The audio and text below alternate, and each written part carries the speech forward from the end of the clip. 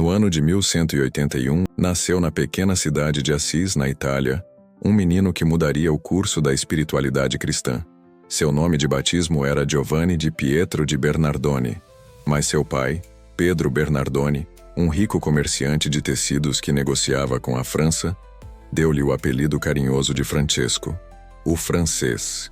Desde criança, Francisco viveu cercado por luxo e status. Sua casa era frequentada por nobres e mercadores.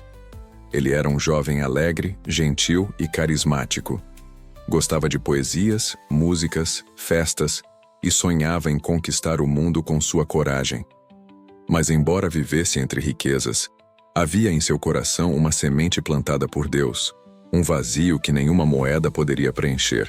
Como muitos jovens de sua época, Francisco foi seduzido pelo ideal da cavalaria. Aos 20 anos, entrou para a guerra entre Assis e Perugia, na esperança de conquistar glórias e títulos de honra. Mas o destino foi outro. Foi capturado e passou cerca de 1 ano em uma prisão escura e fria. Lá, longe de casa, sem luxo, sem amigos, sem festa, algo dentro dele começou a mudar. O silêncio da prisão tornou-se um altar.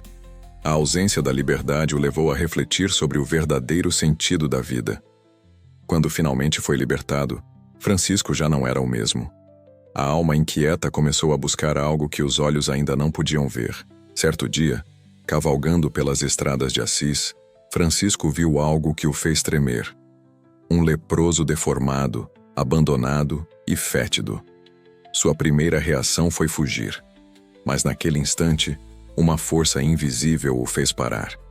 Ele desceu do cavalo, se aproximou, abraçou o leproso e beijou sua mão. Esse gesto simples rompeu todas as barreiras do orgulho.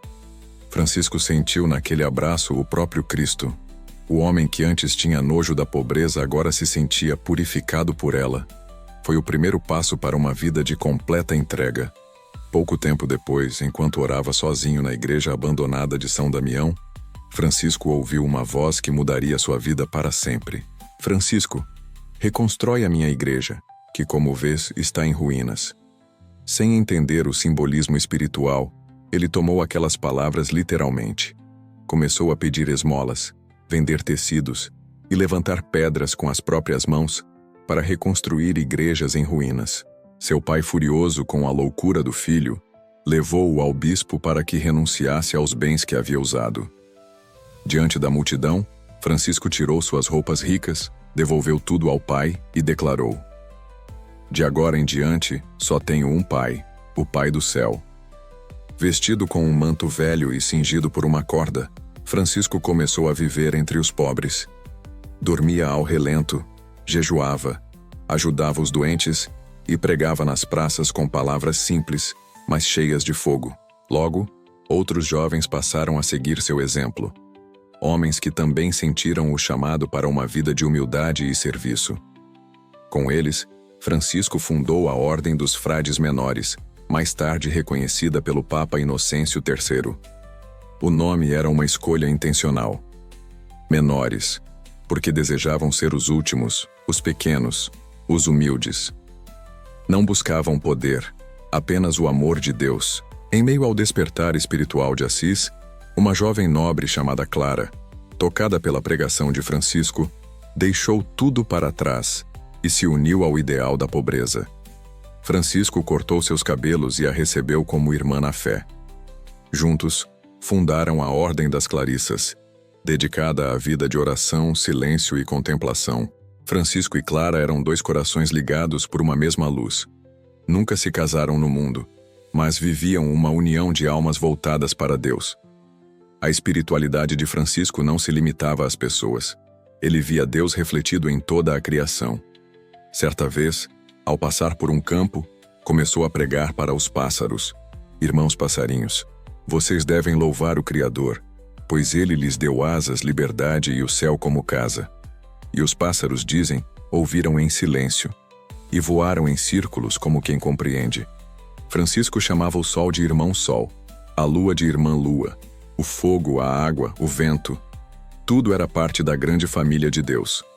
Compôs o Cântico das Criaturas, talvez o primeiro poema ecológico da história cristã. Aos poucos, a saúde de Francisco começou a se deteriorar. Ficou quase cego.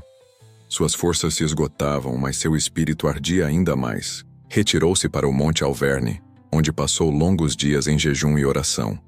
Lá, foi agraciado com os estigmas de Cristo, as chagas sagradas em suas mãos, pés e lado.